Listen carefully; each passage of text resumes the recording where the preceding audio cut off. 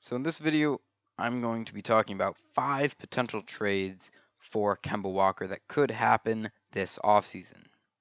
Now, it has been rumored that the Charlotte Hornets are looking to trade Kemba Walker this offseason, and that they are looking for a lottery pick either this year or next year and a young player. Now, realistically, Walker would have to verbally agree to a contract extension before a team trades for him, but for the sake of this video, we're just going to say that he does. The first team up is the Cleveland Cavaliers.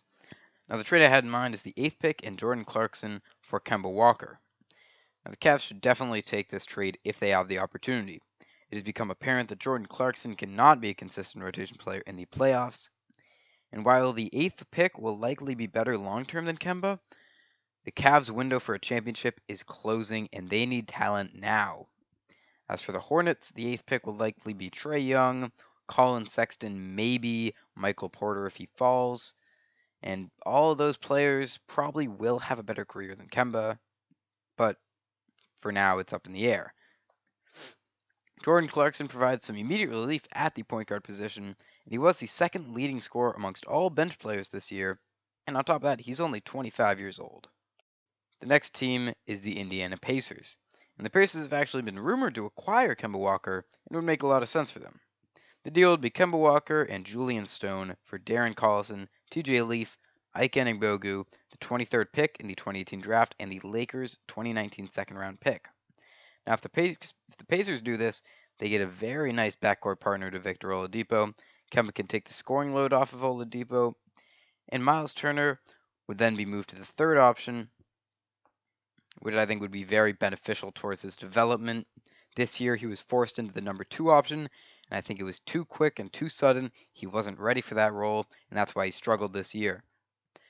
Kemba would fit seamlessly as the number 2 option. He's been the number 1 option in Charlotte, and he's done very well, so I don't think he will have any trouble adjusting to the number 2 option. Now, as for the Hornets, they get a solid starting point guard in Darren Collison, and 2 promising young players in TJ Leaf and Ike Anigbogu. Leaf and Anigbogu, they both had pretty subpar rookie years and were disappointing for pretty much the whole year, but they do have a lot of potential, so there is that. They also get the 23rd pick in the draft this year, and Bleacher Report's mock draft has Dante DiVincenzo, sorry if I messed that up, and Aaron Holiday and Gary Trent still on the board at the 23rd pick. I think all of those players would be pretty good for the Hornets. Now, the Lakers' 2019 second, they might be a playoff team. They might not. It really depends on this offseason. If they can land some top free agents, then they'll probably be a playoff team, and that pick will be around 50 or 49. If they don't, however, they're not a good team, and that pick will probably be around 40 to maybe 42. Now, the next team I had in mind is the New York Knicks. And the Knicks were an okay team with Porzingis last season when he was healthy. And with another year of development and the hiring of David Fizdale, the Knicks should probably be a playoff team in the East even without Kemba. But with Kemba, I think they could take that next step. Now, the trade would be the 9th pick in the 2018 draft, Courtney Lee, and the 37th pick in the draft for Kemba Walker. Now, with this trade, the Knicks could potentially be one of the top 4 teams in the East behind the Celtics, Sixers, and Bucks. That is, if the Raptors blow up their team and the Cavs lose LeBron. The only problem for the Knicks is that the 9th pick might fit their timeline better, but in my opinion, I think the Knicks can win now, and I think they need to take advantage of this opportunity. Now, this is a no-brainer for the Hornets. With the 9th pick, likely Colin Sexton might be better than Kemba when their careers are over. They also get Courtney Lee, a solid 2-guard who can shoot, and he can defend very well, and he can mentor Malik Monk, and he definitely needs the mentoring. They also get the 37th pick in the draft, and this draft is pretty deep, so that 37th pick could turn into a solid starter in a few years to come. The next team is the Denver Nuggets. For the past few years, the Nuggets have been a borderline playoff team, and this year they were only 1 win away from making the playoffs. Now, the trade would be Kemba Walker for Will Barton, Tyler Lydon, and the 14th pick in the 2018 draft. And I know Will Barton is a free agent this offseason, So he will be part of this deal via sign and trade. The contract he will sign is going to be 3 years and $30 million, which is right around where he's expected to sign for, maybe even a little bit more. Now in Denver, the Jamal Murray point guard experiment is not going well, and it needs to end soon.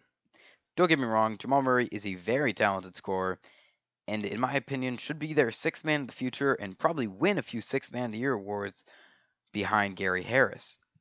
But he's just not a point guard. Now, Kemba Walker, on the other hand, is a point guard. Not only a point guard, he's an all-star caliber point guard. And now, as for the Hornets, Will Barton is a solid starting shooting guard.